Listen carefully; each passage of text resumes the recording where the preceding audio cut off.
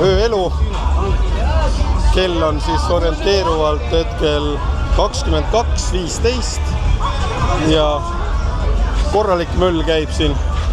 Liigume suunaga siis Bungalow Streeti poole, et vaadata, milline ööelu seal siis on. See kurikuulus tänav, kus siis on ladyboyd, igasugused kõikvõimalikud värbajad. Aga nagu näha on, et siin tänaval on igal juhul kuidagi rahvast nagu rohkem kui päeval. Ilmselt selles on teema, et ei ole enam palav.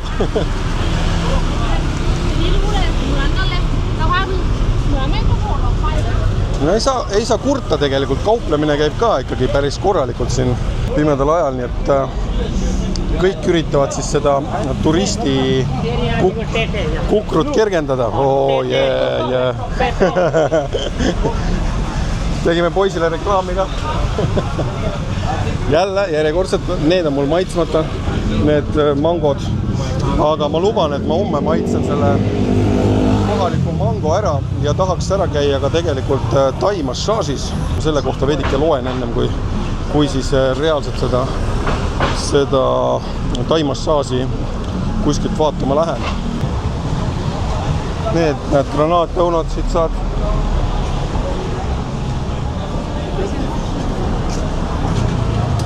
Öömöll käib.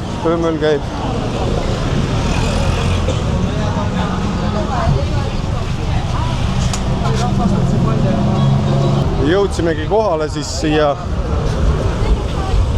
Patong Beachi Puken põhitänavale, kus siis käib see möll ja kohe hakkamegi vaatama, mis siin tänava peal siis täpsemalt toimub.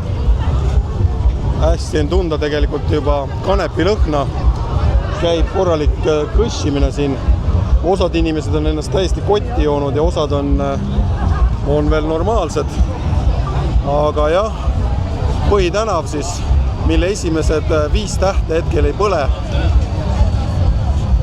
Kepiik on siis.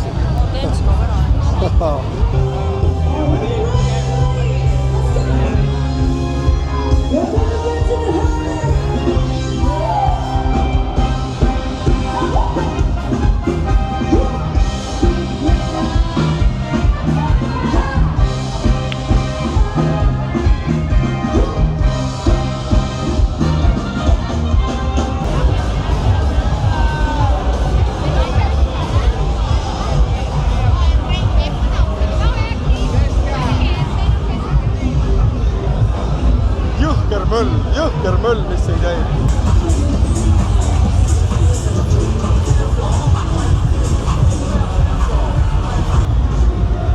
Ma ei oska seda võrrelda kunagi 20 aastat tagasi, 19 aastat tagasi käisin Londonis viimati Oxford Streetil, siis ma ütleks, et Oxford Streetil oli päeval umbes nii palju inimesi kui siin. No see asustustihedus või niimoodi nagu.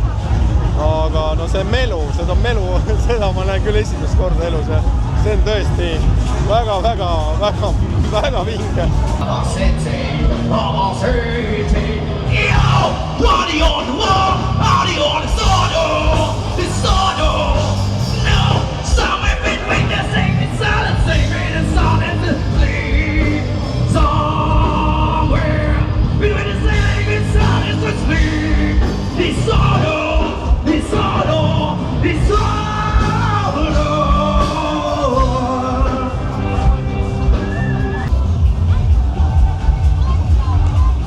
Teisel pool tänavat hetkel ja väga pikk see tänav iseenesest ei ole, küll aga muljet avaldab ta ikka väga kõvasti.